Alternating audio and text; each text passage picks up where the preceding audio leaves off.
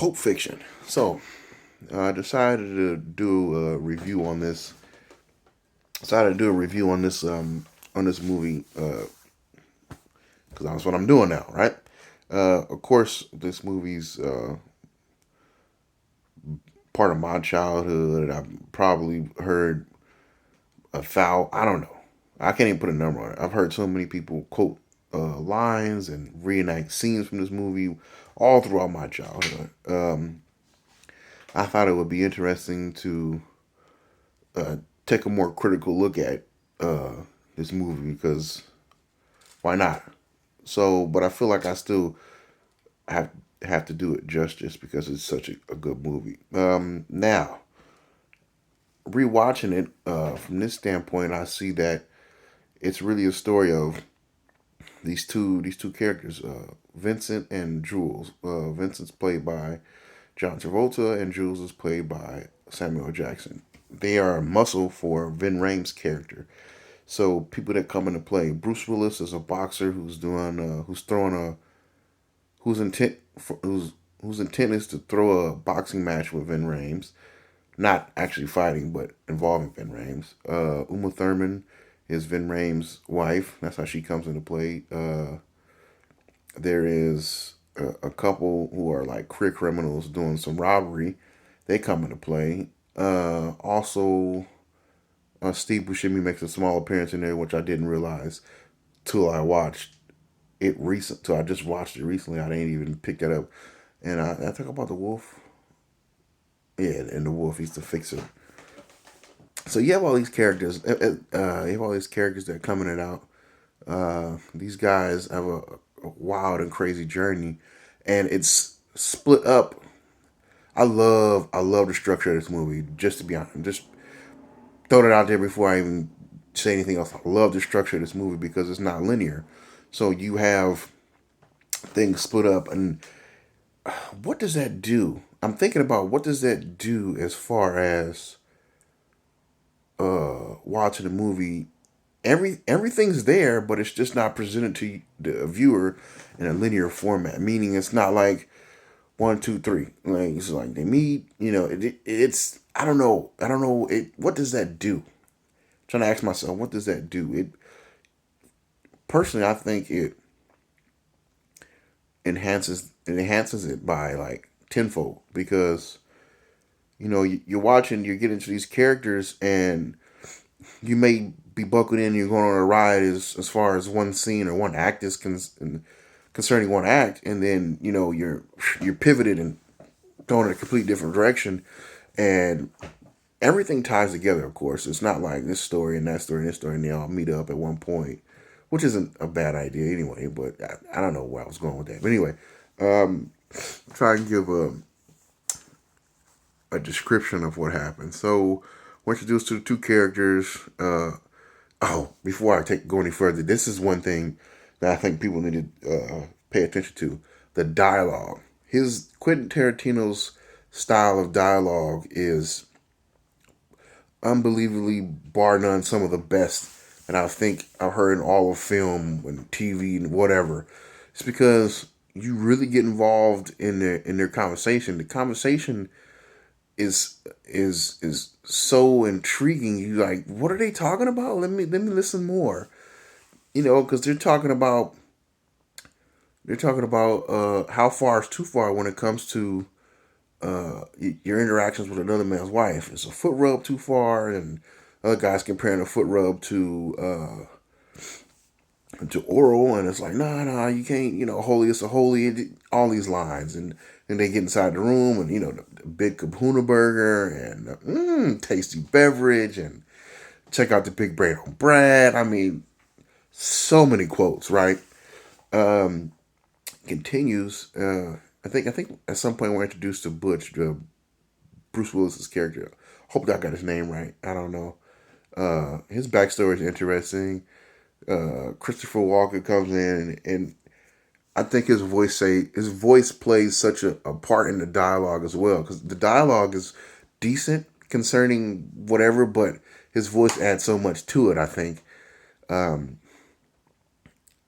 Starts talking about this watch, and I got it, and then of course that builds up the fact that he has to go back and get the watch, and then he winds up getting payback on Vincent because Vincent isn't necessarily the most likable character. Jules becomes more likable throughout the movie, I guess. But well, I guess he's always been likable. But he comes, you don't want to see him go. I didn't. I didn't want to see Jules go, which he doesn't.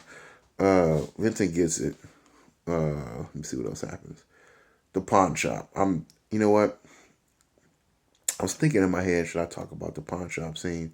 And I'm like, nah, it's better if you just watch it yourself. Somebody just watches it. If you haven't seen it, it's better if you watch it yourself because it's worth watching. It's really good. What else? Uh, oh, I guess I'll talk about the dynamic between Vincent, played by John Travolta, and Mia, played by Uma Thurman. I guess I'll talk about that dynamic. So, Vin Rhames' character is out of town, and he's like, he needs somebody to watch his wife while he's gone. You know what I mean? Because she's kind of a scatterbrain all over the place. And so you walk in there, and she's playing her nose, she's doing cocaine, right? Which is, if I'm not mistaken, is considered to be an upper, right? Get you up, life of the party. Now, Vincent does heroin, which is a downer. So it's interesting to see those two interact with one another. One guy's, he's kind of like, down and down and kind of like within himself, and she's up and energetic in the life, outgoing in the life of party, right? It's such a great contrast between those two, and then it seems like they have a really good time, and she winds up taking some of his heroin and snorting it, which that's a no. So she ODs, and he runs it back to the house, crashes his car in the process. After he's hyped it up and talked about it so much, it's actually one of in my opinion, one of the least desirable Chevelles or Malibus, if you will. It's like a 60, 65, 66, something like that. Probably 65. I don't know. I can't tell. I'm not too good with years, but I know it's one of the least desirable. I think everybody likes the 70, 71, especially in the convertible. They really like those cars. But anyway, yeah, you bring back a life with adrenaline. It's just like the chaos that comes from this movie and the flow and there's nothing not to like about this movie. I don't think. Let me see if I can get that here. Let me see if I get it. Let me see if I get it. Oh, I got it. Yeah. I'm gonna switch out. We're gonna go hop in there. Hop in the shower. What was I saying? Yeah. The movie's really good. I mean, I don't think there's really nothing. I didn't find any fault in this movie. Let me see if I can find a fault right now. Let me just rack my brain. Fault. No? Good movie. Good every time, too. Oh, I almost forgot about the use of music. It seems like the start of every scene has music. And for some reason, I'm not concerned with if the music fits the scene. I'm more concerned with what the music is doing because it's playing and it's turned down a little bit as the dialogue begins between whoever's involved in that particular scene. But it's like always something said where there needs to be some silence, or there happens to be some silence after this conversation has started, and then the music picks back up again and feels that empty space between the actors reading lines, which I'm like, what? It's I don't know. I think it's a stroke of genius, really. To be honest with you, you can tell I'm all over the place, and I have no way to describe this movie whatsoever because it's so unique and it's such an enjoyable watching experience. I mean, I'm trying my darndest not to just go, "Ooh, I like it," you know what I mean, for 10 minutes straight, and trying to give points and trying to give an overview of it, which I think I'm failing horribly at. But it's still just such a great movie. I think actually starting to have fun with this now. So let me see here. When I talk about Butch, he gets Vince, he gets his wash bag, gets back, kills the guy in a boxing match. Let me see what else happens.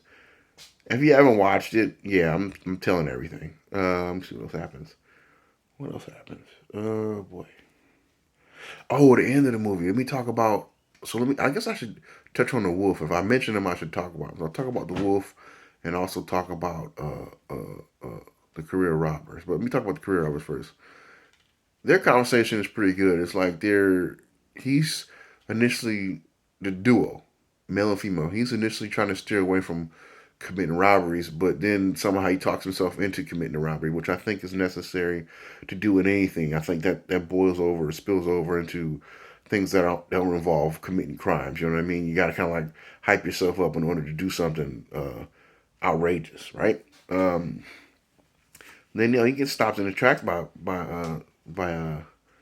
by Jules and Vincent. You know what I mean? And that scene has to be watched. I'm not gonna try to explain it. It has to be watched. Uh, the Wolf. Now he's one of the he plays such an important part in the movie. Well, such an important part in the characters, but I don't think he's that important to the movie. But without him, the movie's probably nothing. I mean, dang, I can't believe I said that. Without him, the movie's lesser because he makes the movie whole. But I don't even know what I'm trying to say right here. Look, he comes in. He's like, I'm direct to the point. If my service is no lending, I could just leave. Because they get themselves into a situation which I don't think. Well, he shoots the guy. He doesn't have any trigger discipline. His fingers on the trigger, and they hit a bump. Boom, blows the guy head up. Oh my god! And they got to clean it up. He comes and saves the day, basically. I can't say anything else about this movie. I mean, it's a fantastic watch. A little graphic, a little gory, but very well put together. Hey, I can't say anything else. I can't say anything bad about this movie. I enjoyed it. If you like this, check back. I should have some more movies coming soon. Also, I'm doing The Wire right now and The Mandalorian.